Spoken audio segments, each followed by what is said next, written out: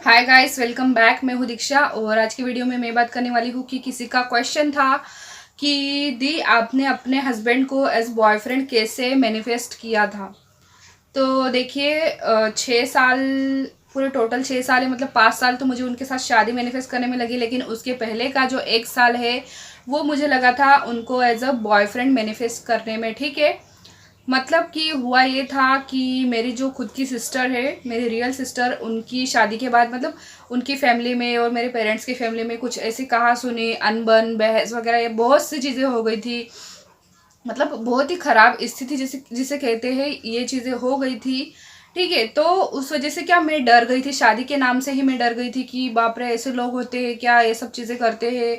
मेरी शादी हो अगर किसी पर्सन से तो वो कैसा होगा, कहीं वो मेरे साथ बदतमीजी तो नहीं करेगा, मारपीट तो नहीं करेगा, या फिर इस प्रकार की चीज़ें माइंड में आती थी कि मतलब ठीक है, मैं बहुत ज़्यादा डर गई थी शादी के नाम से ही। मतलब शादी वर्ड सुन के ही डर सा लगता था। तो मैंने क्या किया, मुझे मेरे किसी फ्रेंड ने बताया हुआ था कि अगर हम किसी चीज़ को 21 दिन तक सोचते हैं, फील करते हैं, तो वो सच हो जाती है। तो मैंने सोचा ठीक है, ट्राई करके देखते हैं।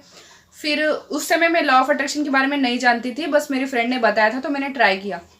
फिर मैंने शुरुआत की मैंने विजुअलाइजेशन करना शुरू किया और अफर्मेशंस बोलना शुरू किया। ठीक है, वो मेरा पहला वाला ट्राई था एलओए के बारे में।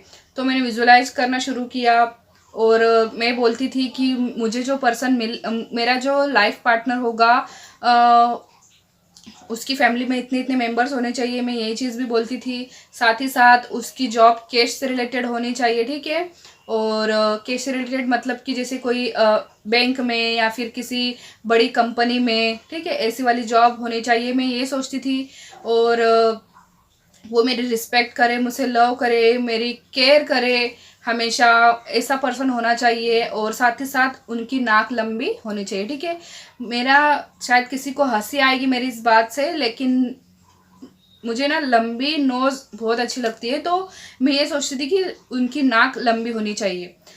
फिर मैं डेली यही अफर्मेशंस बोलती थी, विजुअलाइज भी करती थी आंखें बंद करके। ठीक है, विजुअलाइज करती थी। फिर करते करते करते करते शायद मुझे 25 से 30 दिन हो चुके थे। उसके बाद फिर मैं मेरी बड़ी वाली सिस्टर के साथ पूना रहने के लिए चली गई। पूना रहने के लिए चली गई, फिर वहाँ पर मतलब ऐसा होता है ना कि हम कहीं और जाते हैं तो चीज़ों को थोड़ा सा भूल से जाते हैं। तो फिर मैं वहाँ उसके घर जाने के बाद भूल गई थी कि मैंने ऐसा कुछ विजुअलाइज किया था, ऐसे कुछ अफर्मेशंस दी थी। मतलब मेरा पूरी तरीके से लेट गो हो चुका था। फिर एक दिन फिर मैंने वहाँ पर जॉब सर्च करना शुरू की। तो फिर वहाँ पर एक दिन जब मैं जॉब इंटरव्यू के लिए बैठी ही थी तो अचानक से मुझे फेसबुक पर मैसेज आया मेरे एसपी का। पहले तो मैंने 1-2 मिनट बात करके उनको ब्लॉक कर दिया।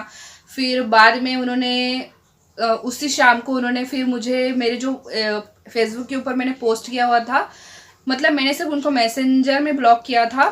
तो उन्होंने मुझे मेरी जो पोस्ट होती है, पोस्ट के ऊपर उन्होंने कमेंट करके कहा कि मुझे ब्लॉक क्यों किया, और मैं गलत लड़का नहीं हूँ और हम सिर्फ दोस्त रहेंगे और इस प्रकार की बात। और फिर ऐसे करते करते 1 साल हो गया। फिर उन्होंने मुझे शादी के लिए कहा कि ठीक है।